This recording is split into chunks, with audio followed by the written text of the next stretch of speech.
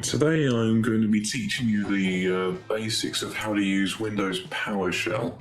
So first of all, Windows PowerShell is the Windows equivalent of the Linux terminal.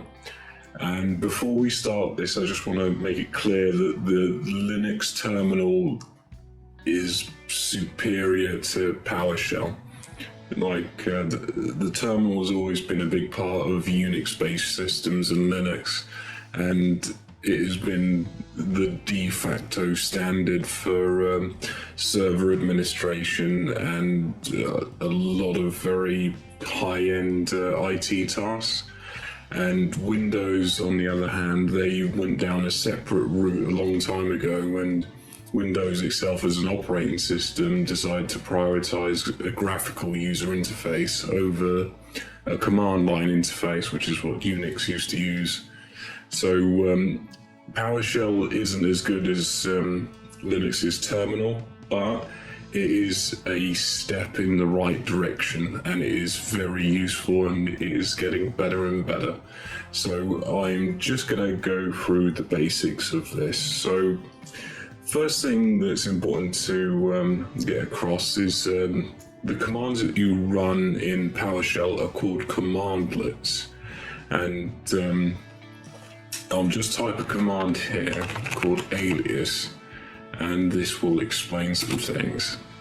So you see here, this is given as a long list of commands, and how it works is the individual commands, like this part here, this is what's called the cmdlet. So clear-host, clear item, copy-item. That's the commandlet, that's the actual name of the program, the command you're running. But you have these aliases which map to these commandlets, so you can have multiple aliases that invoke the same command. And what PowerShell has done is they've mapped a lot of these aliases to the same commands on Linux.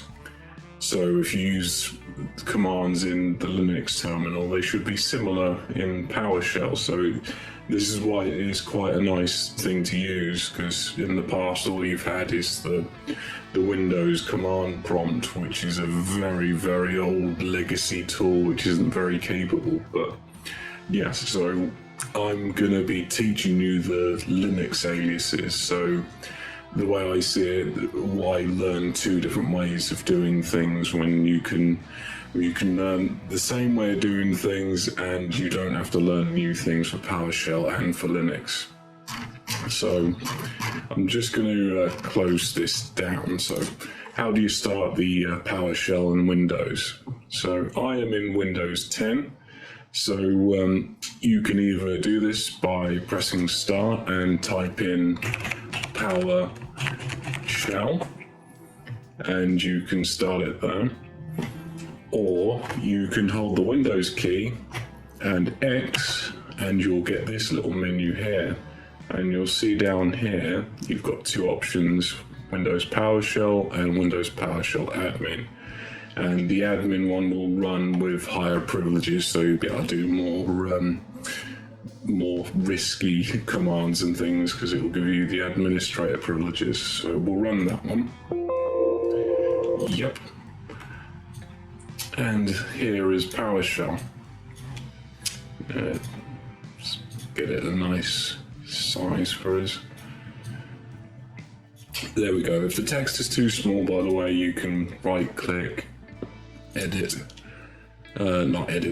properties, and then go to the font tab, and then you can choose a larger font size and press OK, and it will be larger. Okay, so this is how PowerShell starts.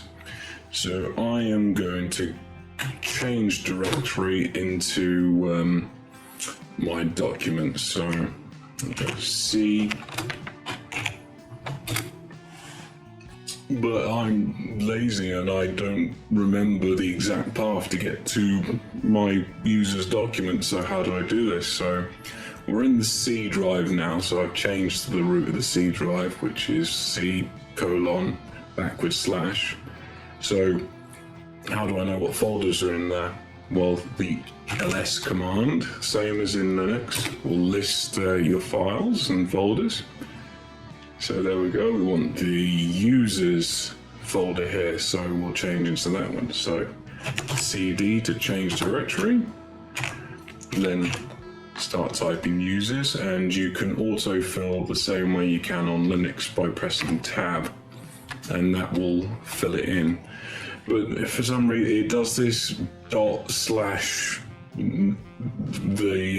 what you're trying to get into, and then slash, as if you don't know you're in the current directory. For those that don't know, the // notation is shorthand for current directory, which is slightly odd, but never mind.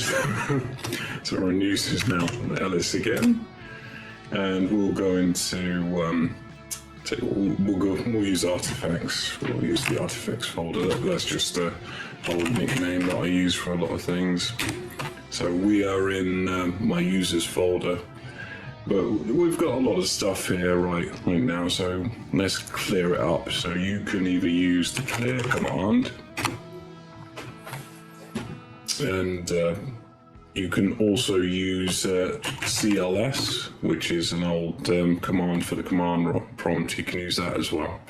Okay, we're in artifacts' user directory. So let's say we want to create a folder. You can use the mkdir or make directory command, then space, and then we'll call it tester,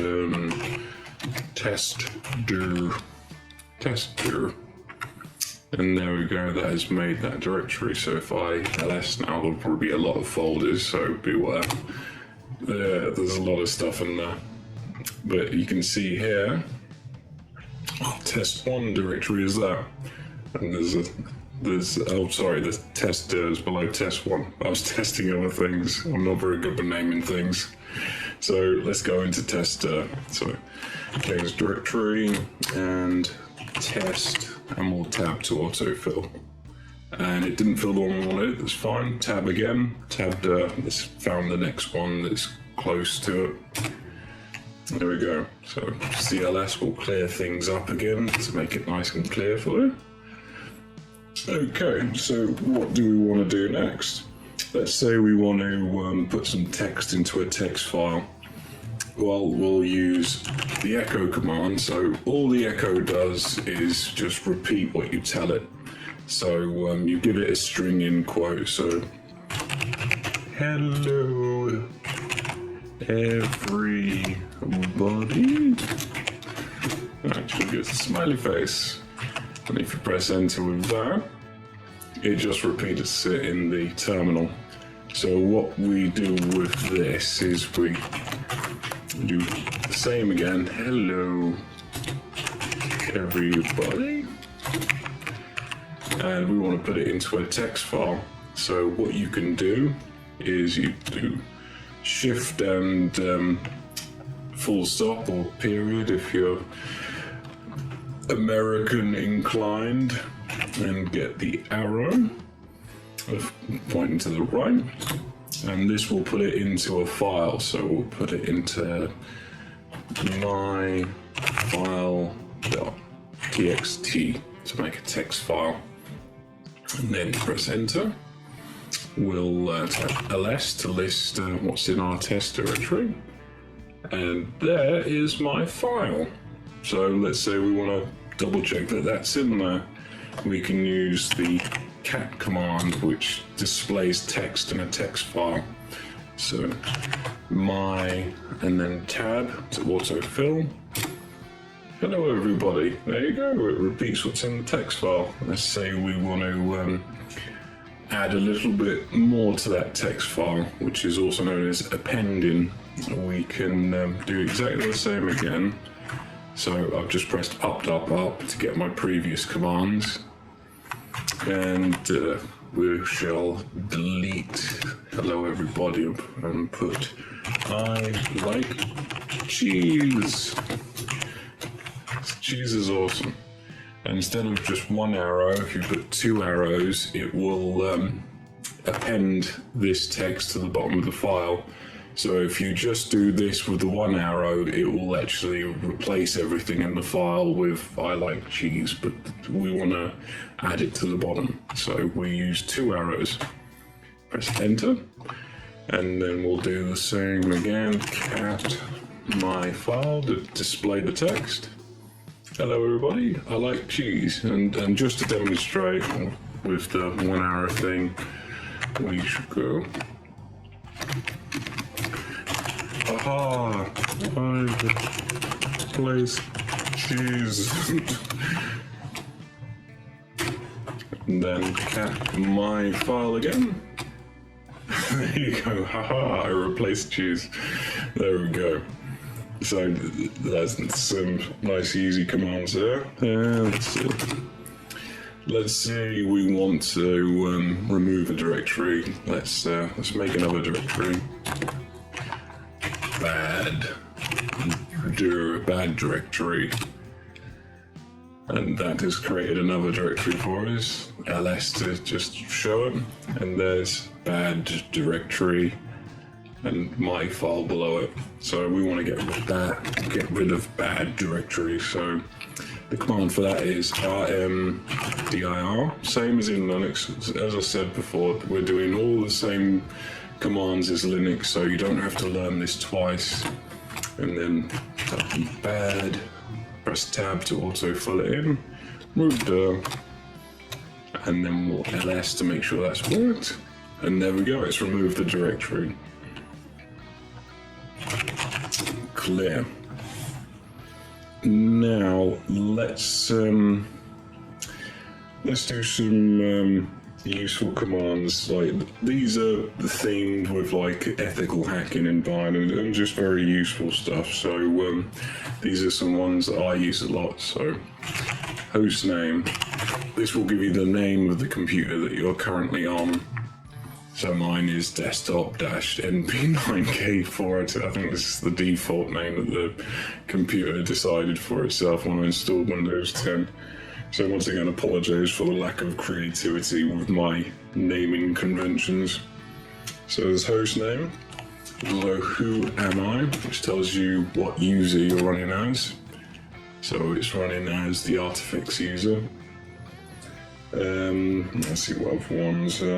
Another useful command is ipconfig. This will show you your networking adapters.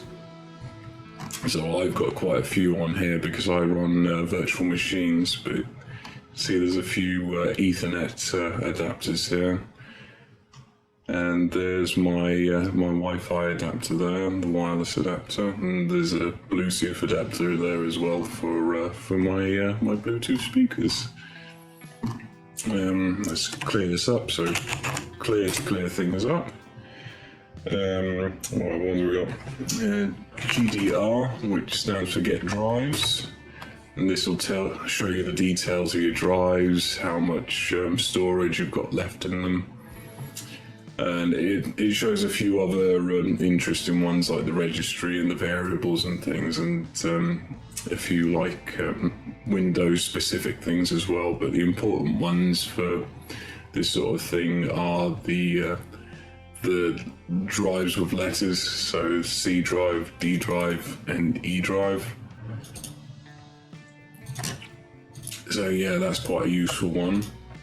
And my favorite one, which I wish that Linux actually had this command because it's very useful. You type in system info, and this runs an executable in the Windows 32 folder, in the Windows folder from the C drive root, and this will give you a lot of very useful information. So there you go, it gives you your host name, it tells you OS versions, users, like information about the processor, and it is such like a quick command. It like even tells you hot fixes and things. But yeah, it's really good. By the way, if you're thinking, oh look, all these IP addresses on there, yeah, don't worry about it. I run a VPN, so it changes. Please don't hack me. That'll be bad one. The hacking tutorial channel gets hacked by his own viewers. There we go. Okay, that's the useful commands.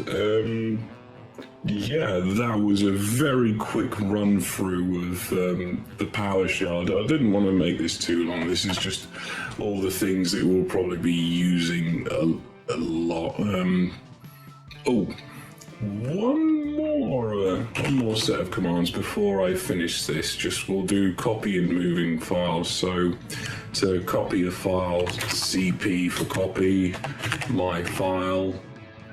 We'll tab to autofill again, and then we'll put my file 2.txt ls, and that has copied it. We'll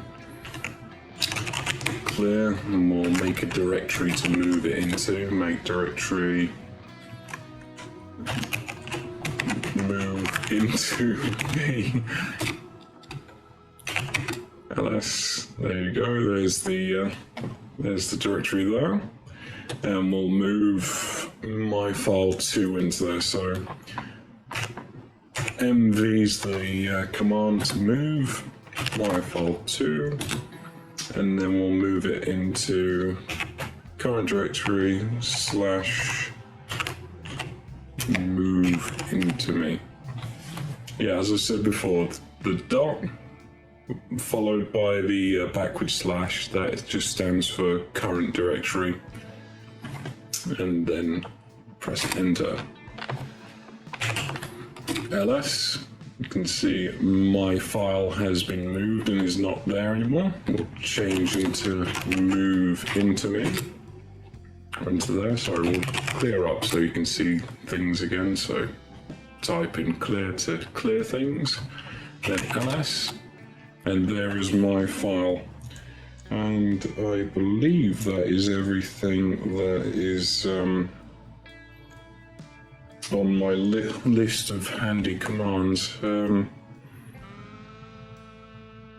yeah, one more thing. If you want to reveal hidden files, like in Linux, the command would have been ls dash, then the h would have shown you hidden files.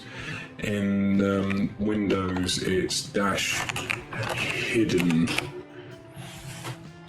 and that will show you any hidden files, and there aren't any in there at the moment. So yeah, that's just a useful thing. But yeah, I hope this has been useful for you. As I said before, this is just a quick one to a nice quick and easy video to give you a nice overall picture of the PowerShell. And as I said, it's not quite as good as the Linux terminal, but it is definitely a step in the right direction. And I think it's worth learning the Linux equivalent command, so then you can move between them quite easily.